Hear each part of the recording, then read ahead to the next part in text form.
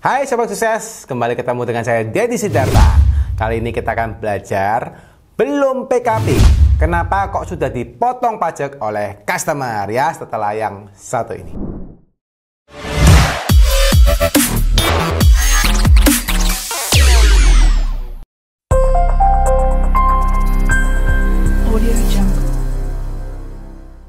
Oke teman-teman, ini banyak DM dan pertanyaan terhadap kasus ya pajak di mana ada teman kita yang belum PKP ya. Tapi masalahnya kok dia tetap dipotong pajak oleh customernya, kan itu aneh. Nah, ini sekarang saya jelaskan dulu kepada teman-teman, kenapa sih hal itu bisa terjadi ya, mungkin atau teman-teman juga ngalamin hal yang serupa ya. Jadi saya jelaskan dulu, apa itu si PKP ya, biar teman-teman tidak bingung ya. Nah, by the way teman-teman, yang teman-teman sudah mempunyai NPWP dan teman-teman yang mungkin NPWP-nya di pribadi Anda atau Anda mungkin NPWP-nya di CV di badan usaha Anda ya, di PT atau di CV Anda. Nah, itu guys, Anda teman-teman itu biasanya tidak langsung menjadi PKP ya, karena PKP itu adalah pengusaha kena pajak, di mana yang biasanya menjadi pengusaha kena pajak adalah orang-orang yang sudah memiliki penghasilan atau omset di atas 4,8 miliar per tahun ya. Jadi teman-teman yang mungkin belum mendapatkan omset sampai dengan 4,8 miliar per tahun, Anda tidak harus menjadi PKP ya. Nah, tapi kalau sudah sampai di atas 4,8 miliar per tahun, maka Anda wajib menjadi PKP. Nah, itu syarat yang awalnya. So ketika Anda pertama kali membuat NPWP, Anda ya biasa aja. Jadi sebagai wajib pajak biasa, nggak usah langsung jadi PKP. Karena PKP itu Anda diwajibkan untuk menerbitkan faktur pajak sebesar 10%. Gitu ya. Jadi Anda dari nilai invoice Anda akan ketambahan 10%. Ya, misalnya Anda punya invoice nih, misalnya Anda punya nota ke penjualan ya, nota penjualan Anda ya, 1 juta nih misalnya. Lalu Anda akan tambahkan unsur 10%, yaitu 1.100.000 ya. Yang kedepannya, ini tapi masih digodok ya, yang kedepannya akan menjadi 11% nih penambahannya ya. Jadi itu unsur daripada PKP. Nah, pertanyaannya dari teman-teman, loh saya ini belum PKP Pak, kok sudah dipotong pajak oleh dipotong pajak oleh customer saya. Nah, ini ada beberapa macam ya guys, supaya tak jelasin supaya teman-teman jelas. Kembali kepada kondisi PKP dulu, bahwa ketika Anda menjadi PKP, Anda itu akan menambahkan unsur PPN 10% ya. Dan ketika Anda membeli, biasanya Anda akan mendapatkan tambahan PPN juga 10% daripada daripada supplier Anda. Kalau Anda jual kepada customer, kalau Anda membeli kepada supplier, kan gitu. Nah, Anda akan mendapatkan 10% tambahan dari supplier Anda. Nah, ketika Anda menghitung PPN yang harus dibayar ke pemerintah ya, bukan 10% dari penjualan Anda harus bayarkan, tapi gini, Anda harus lihat dulu PPN yang Anda dapatkan daripada supplier Anda itu berapa ya. Lalu Anda jual kepada customer Anda, PPN-nya berapa. Misal Anda punya pembelian harganya 1.000 misalnya gitu ya, 1.000 nih. PPN 10% maka ketemunya 1.100, berarti PPN-nya Rp100 ya. Maka Rp100 ini akan menjadi uang muka pajak Anda ya. Jadi Anda punya uang muka ya, uang muka di perpajakan ya. Nah, kalau misalnya Anda jual dari 1.000 tadi, Anda kepingin untung 20%, misalnya Anda jual 1.200 nih ya, maka PPN-nya adalah 120 ya, gitu ya, Rp120 ya. Maka guys, Anda akan mendapatkan hutang pajak ya yang harus Anda bayar. Jadi hutang pajak yang harus Anda bayar kepada pajak itu adalah 120. Oke?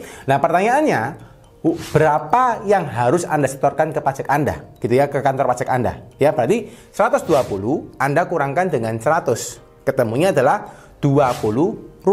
Nah, Rp20 yang ini Anda setorkan ke dalam kantor pajak Anda, kantor pajak ya, kepada e-billing atau e-filing Anda. Nah, pertanyaannya, ada banyak mungkin teman-teman yang sudah menjadi PKP tapi tidak diterbitkan oleh suppliernya faktur pajak, tidak mendapatkan faktur pajak. Nah, ini gimana caranya? Nah, kalau teman-teman tidak mendapatkan faktur pajak daripada supplier Anda, maka Anda harus cek dulu. Ya, kenapa gini? Kalau misalnya memang benar-benar supplier Anda itu bukan PKP, maka Anda ada masalah guys. Ya, jadi Anda ya sudah aman-aman saja. Cuma seringkali yang ada di lapangan adalah supplier tersebut itu sudah PKP. Jadi omsetnya dia itu seharusnya sudah di atas 4,8 miliar. Tapi kondisinya dia tidak tahu atau tidak mau menjadi PKP, ya. Akhirnya dia tidak menambahkan unsur pajak 10% kepada Anda. Yang alhasil adalah apa? Alhasil Anda bisa kena. Misal saja dia itu nanti ke depannya diperiksa pajak, ketemu dia ternyata PKP, maka Anda yang masalah. Ya, masalahnya apa? Anda akan mendapatkan tambahan 10% dan wajib Anda bayar. Nah, itu namanya konsep tanggung renteng. Ya, ini supaya teman-teman lebih paham. Oke? Nah, sekarang pertanyaan tadi kembali tadi. Pak, saya belum PKP, tapi saya itu sudah dipotong pajak oleh customer saya. Nah, pertanyaan saya, apa yang dipotong? Oke? Jadi biar teman-teman tahu bahwa di dalam pajak itu ada namanya unsur pemungutan pajak. Nah, pemungutan pajak ini dilakukan oleh orang-orang tertentu yang memang disyaratkan. Nah, misal saja Anda dipungut pajak oleh customer Anda, biasanya itu Anda akan dipungut itu either ya antara PPh 22 atau PPh 23. Ya, kalau PPh 22 itu terkait dengan pungutan terhadap satu penjualan tertentu atau satu pembelian tertentu, ya. Dan itu biasanya badan-badan usaha tertentu saja yang memungut, ya, seperti misalnya industri semen, industri baja, industri farmasi dan kawan-kawan, ya. Dan misal saja Anda melakukan impor, ya, itu juga Anda akan dipungut PPh 22 daripada bea cukai, ya. Dan konsepnya pungutan itu adalah uang muka, guys. Jadi kalau Anda dipungut oleh customer atau orang tertentu, itu Anda adalah uang muka. Sekali lagi adalah uang muka yang bisa Anda gunakan untuk mengurangi pajak yang dibayar di akhir tahun, ya. Tapi kalau misalnya Anda ternyata usaha Anda nih berbidang jasa, Anda servis, Anda cleaning service, Anda jasa apa. Nah, itu akan dipungut karena kalau Anda penjual jasa, itu Anda akan dipungut namanya PPh 23. Atau misal Anda sebagai pemberi sewa kendaraan, ya, atau pemberi sewa mesin, maka Anda akan dipungut PPh 23, ya. Atau ada lagi, Anda misalnya menyewakan rumah, nah itu akan dipungut namanya PPh 4 ayat 2. Jadi konsep pungutan itu akan dipungut oleh pihak customer Anda, tapi sekali lagi, ketika Anda dipungut oleh customer Anda nggak usah khawatir. Pak, kok saya belum apa-apa sudah dipungut pajak oleh customer, Pak. Masalah nih, Pak, kan gitu ya. Kok bisa sampai saya dipungut, Pak? Padahal saya baru buka usaha misalnya. Anda bingung seperti itu ya. Nah, yang harus Anda perhatikan, Anda nggak usah khawatir, teman-teman. Ya, Anda biasa aja gitu ya. Memang itu karena pajak seperti itu ya. Nah, teman-teman bisa waktu dipungut oleh pihak ketiga, oleh customer Anda minta namanya bukti potong. Ya, jadi kalau misalnya Anda dipungut, Anda misalnya, oke, Anda dari jasanya 1 juta, Anda dipotong 2%, ya. Ya udah dipotong 2% enggak apa-apa, tapi Anda minta namanya bukti potong. Oke? Nah, bukti potong ini nanti akan Anda gunakan sebagai bukti uang muka pajak yang sudah Anda bayar. Ketika akhir tahun, Anda bisa gunakan sebagai pengurang pajak yang wajib Anda bayar. Kan gitu, ya. Itu PPh 23 dan 22. Nah, tapi agak beda dikit guys dengan namanya PPh 4 ayat 2. Kalau 4 ayat 2 itu konsepnya adalah gini. Teman-teman itu menyewakan bangunan atau menyewakan rumah. Ya, karena konsepnya dia untuk penyewaan bangunan dan rumah, ya.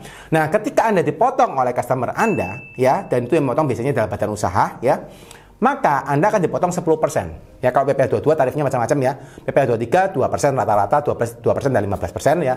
Tapi kalau PPh 4 ayat 2 itu 10%, guys.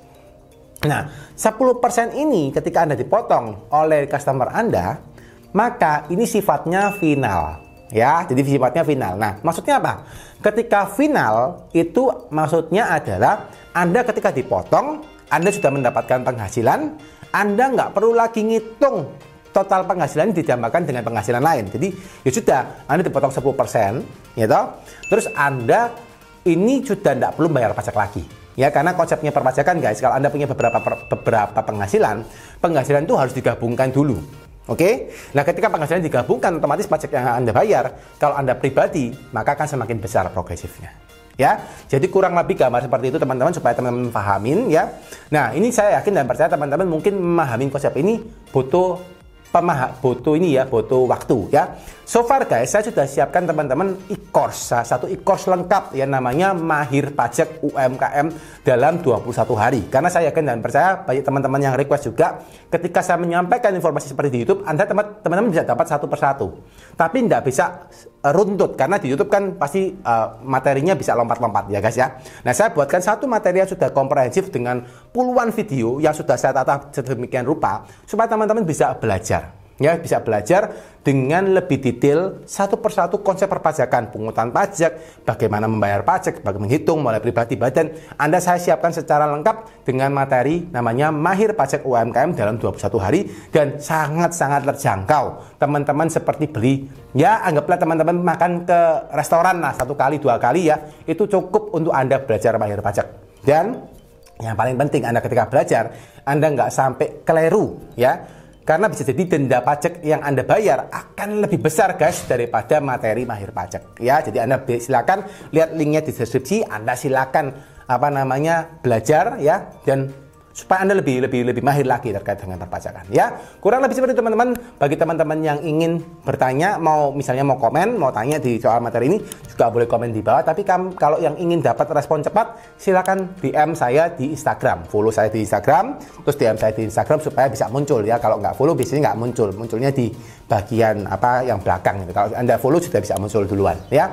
Kurang lebih itu ya guys ya. Semoga dapat dipahami. Sekali lagi selalu sehat, sukses dan selalu bahagia buat teman-teman. Bye bye.